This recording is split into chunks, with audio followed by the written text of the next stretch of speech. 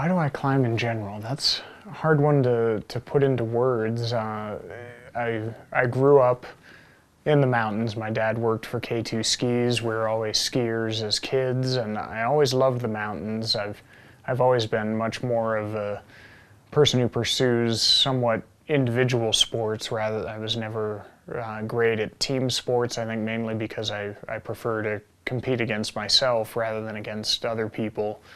And climbing had a sense of adventure, a sense of difference, doing something that most people I knew didn't do, and a real ability to push myself competing only against myself and set milestones and mile markers and say, geez, I wonder, can I climb that rock face, that cliff band? Can I do this move? Can I get up this mountain? Can I climb over 8,000 meters?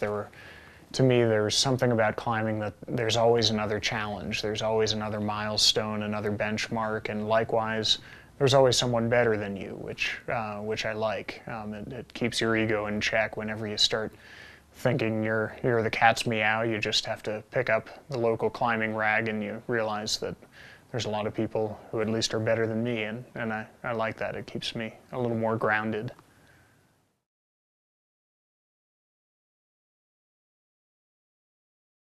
When I first got interested in climbing as an 8-year-old kid, Everest, of course, being the highest mountain on Earth, is immediately what people tend to gravitate to. Not everyone, but I definitely did. And right when I got interested in climbing, I happened to meet a man by the name of Lou Whitaker, Jim Whitaker, first American to summit Everest. It's his twin brother, runs one of the biggest guide services in the country, and he had just come back from leading the first American ascent of the north side of Everest and gave me a poster from that trip, and that really, I idolized Lou in many ways, and the people on that trip, Phil Urschler, George Dunn, Eric Simonson, John Ross Kelly, Jim Wickwire, all these great names from American mountaineering history, and so Everest became this mystical, amazing place that was, to me at the time, the epitome of climbing and the climbing I wanted to pursue.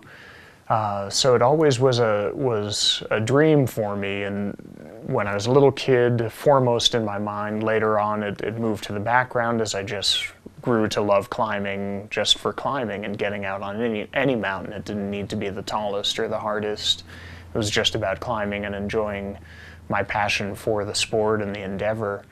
And really my first trip to Everest was not something I had planned. I had gone to guide a peak called Cho-Oyu, 10 miles west of Everest in 1997 when I was 23, and it was my first guiding experience in the high Himalaya, and I fortunately did well at altitude, and the team leader, Eric Simonson, was happy with that. We were good friends at that point, and the following year, late in 1998, he called me up and said, how would you like to go to Everest next year? And we started talking about the trip, and it was a pretty interesting one. We weren't going really to climb the mountain to try and summit it, but rather to step back in time and try and figure out what happened to the Everest pioneers, Mallory and Irvine, back in 1924. And to me, having that mission on Everest, that climbing was secondary to a greater mission, and a pretty fascinating one with my love of history, just made it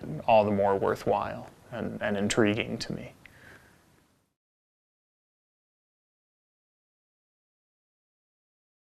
Yeah, so in 1999 on our summit bid, I had discovered the remains of the 1933 high camp, but when I realized it was the camp and pulled the porter's pack frame out, it was a pretty bad whiteout at that point, and I didn't have the time or energy to go through the camp at that point. 2 years later, 2001, Brent Okita and I climbed up Mallory and Irvine's route, went back up, and I knew that there was all these incredible artifacts sitting in this camp from 1933, so I beelined it for that camp as soon as I had the opportunity, started digging through it, and found incredible artifacts, tin cans and cans of ginger, all these different things, and one that immediately popped out at me was this beautifully elaborate box of Huntley and Palmer's Superior Reading biscuits, or Reading biscuits, from Reading, England. And I loved the box, and the biscuits were lying scattered about on the sleeping bag and around the tent. So I started picking them up, and as I always tell people, I noticed two things at that point: that A, these biscuits, even though 68 years old at that point, were still incredibly fresh, and I was also really hungry. We had been out all day and I didn't have much food, and the bottom line was I really couldn't resist. I mean, you don't get the opportunity to eat an artifact very often, so I ate one of the biscuits, and it was actually really good. 68 years old and as good as new. So I loved it. It was tasty. And there's still a bunch up there.